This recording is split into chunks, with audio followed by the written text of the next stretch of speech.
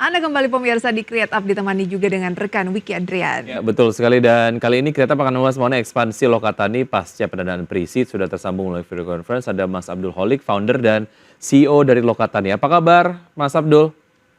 Alhamdulillah baik. Apa Baik. kabar, Luar Mas? Mbak? biasa, thank you sudah join. Selamat nih atas pendanaan pre-seed yang diperoleh. Seperti apa cerita dalam proses pendanaan Terima ini? kasih. Iya, jadi sebenarnya untuk proses pendanaan ini awalnya dari ikut speed dating dan juga terkait dengan memang mencari untuk pre-seed ini gitu dan dari beberapa kali pertemuan dengan banyak pihak ya. Dan di situ kita ketemu dengan perwakilan dari Asia P dan Jakarta Venture sehingga kita waktu itu kita sempat ngobrol dan akhirnya catch up lebih jauh. Terus melakukan due diligence dan akhirnya kita sepakat untuk bekerja sama untuk membangun Lokatani bareng-bareng. Oke, berarti ini pendanaan tahap awal sekali gitu ya? Iya, tahap paling awal lah ya untuk di venture capital. Ini berarti adalah pendanaan pertama kali ya? Sebelumnya belum pernah ada pendanaan sama sekali gitu ya? Iya, betul. Oke, nah itu perjalanannya menuju pendanaan ini seperti apa sih? Artinya gini, ini kemudian menjadi inspirasi juga untuk founder-founder startup di luaran sana gitu untuk kemudian mendapatkan pendanaan itu apa yang harus disiapkan, apa yang kemudian langkah-langkah strategis yang dilakukan waktu itu?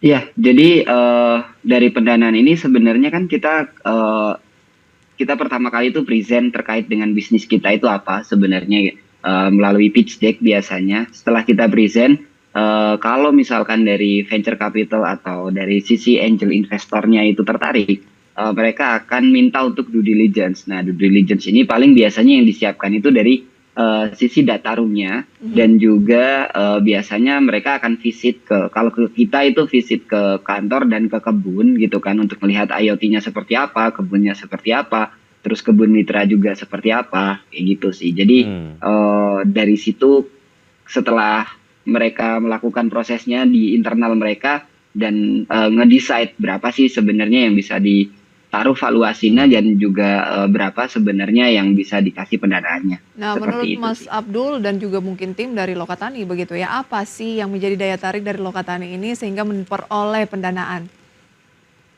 Lebih ke on demand closed loop supply chain yang kita punya dan juga ekosistem yang terbentuk dari Lokatani itu sendiri. Karena memang Lokatani ini semua mitra farmernya itu menanam berdasarkan dari permintaan klien.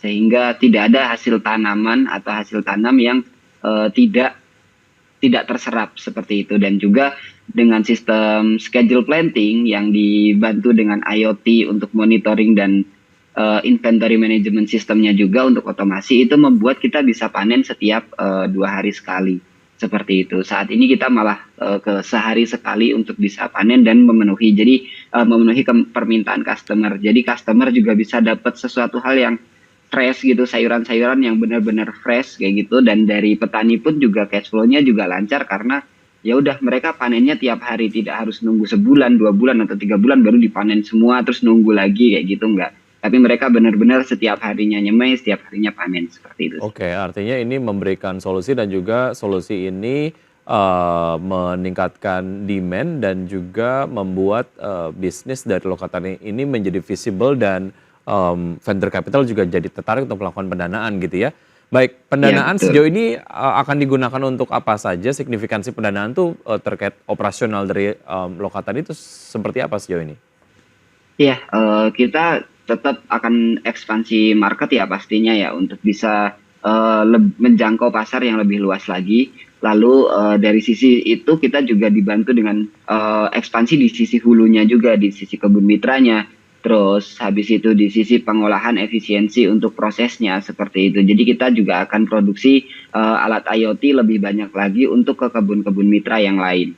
Seperti itu. Jadi pendanaan ini memang untuk bagaimana kita memperkuat secara dari segi teknologinya dan juga dari segi marketnya. Nah, Seperti itu sih. sejauh ini sudah berapa banyak mitra yang tergabung di Lokatani, kemudian permintaan dari konsumen dari tahun ke tahun, peningkatannya seperti apa kita bahas nanti, kita jeda terlebih dahulu. Ya, dan bersama Baik. kami saja kami akan segera kembali.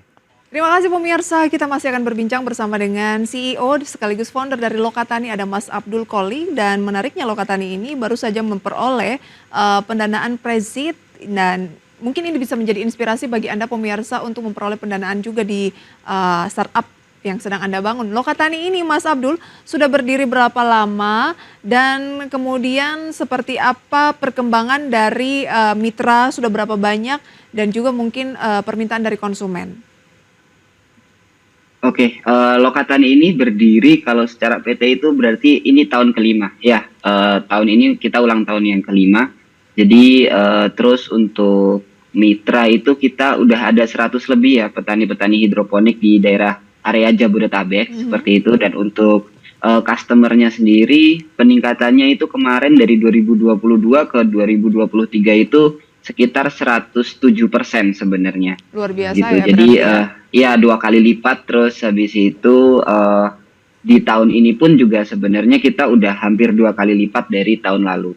Seperti itu. Jadi memang Oke. marketnya masih sangat luas sebenarnya. Baik, Mas Abdul, ini kalau kita belajar dari Tech Winter beberapa waktu yang lalu, di mana venture capital sangat-sangat selektif atau bahkan malah memberhentikan pendanaannya terhadap perusahaan rintisan, ini kemudian berdampak kepada perusahaan rintisan yang melay off banyak pekerjanya gitu ya.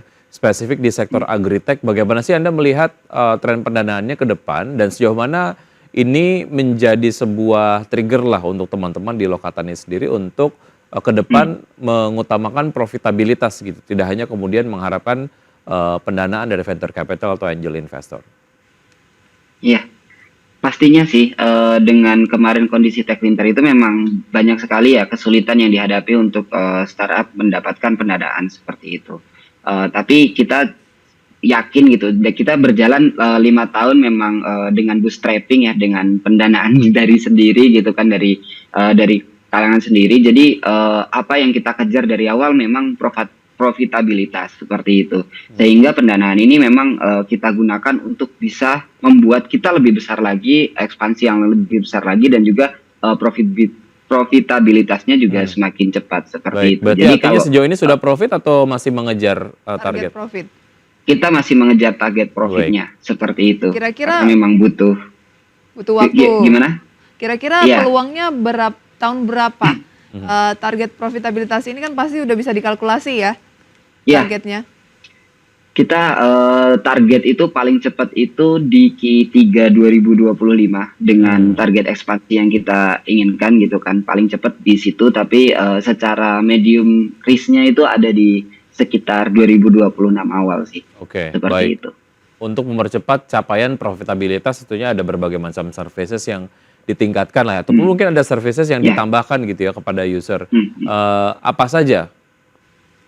Iya, karena kita mainnya itu dari hulu ke hilir ya, dari petani sampai ke ke konsumen. Itu hal-hal yang paling penting kita tingkatkan adalah bagaimana kita menjaga kualitas. Karena kita memang di premium produk, jadi yang terjadi adalah bukan price sensitif tapi quality sensitif, sehingga kita akan menjadikan teknologi ini sebagai supporting system untuk bisa menjaga bagaimana sayuran-sayuran yang kita hasilkan itu benar-benar sayuran yang berkualitas tinggi dan stabil secara kuantitas dan kualitasnya. Betul. Seperti itu. Jadi customer pun tidak akan pindah ke lain hati gitu kalau memang sudah biasa mengkonsumsi sayuran-sayuran berkualitas milik kami. Kayak gitu sih. Karena kalau sudah yang berkualitas, konsisten, itu akan membuat orang membeli lagi begitu ya. Nah, sedikit Betul. menjadi inspirasi juga mungkin bagi yang ingin mendapatkan pendanaan, apa tips dari Mas Abdul? Kiat-kiat. Ya, sebenarnya biasanya kalau di pre-seed itu yang dilihat bagaimana foundernya dan juga timnya ya. Terus habis itu dari model bisnisnya. Yang penting sih paling tidak minimal banget buat teman-teman yang sedang ngerintis startup ya, itu product market fit dulu deh gitu. Jadi ketika product market fit itu udah didapatkan, otomatis untuk ekspansi atau untuk melakukan sesuatu hal yang lain itu udah lebih enak kayak gitu. Tapi kalau misalkan kita masih bingung produk apa yang mau kita jual, atau ini untungnya dari mana, atau bagaimana cara mendapatkan ya tadi profitabilitas yang Halo Mas Abdul. even tuh agak sulit kan. Nah, kalau Oke. misalnya BEP itu belum terkait dengan apa PMF itu belum bisa ditemukan sih, mending gimana caranya kita mendapatkan produk market fit dari produk yang kita ciptakan itu sendiri sih. Baik, dari produk layanannya sudah memberikan solusi kepada user gitu, sebuah kemudian usernya semakin banyak dan juga target-target profitabilitas tahun 2025 ini dapat tercapai ya, Mas Abdul ya. Ya. Terima kasih sudah bergabung bersama kami, waktu kita cukup singkat. Kita ngobrol lagi di lain waktu ya, Mas Abdul ya. Saya selalu untuk Baik, terima kasih Lokatani juga. menyebarkan Terima produk-produk kasih. berkualitas sayuran di pasaran ya. Baik, thank you. Dan pemirsa, sebelum kami akhiri, kami update posisi dari indeks harga saham gabungan. Kalau tadi sempat menyentuh 7.800, saat ini pemirsa apakah juga masih terus menunjukkan performa yang tinggi? Kita lihat IHSG masih menguat 0,23% di 7.781, naik sekitar 20 poin.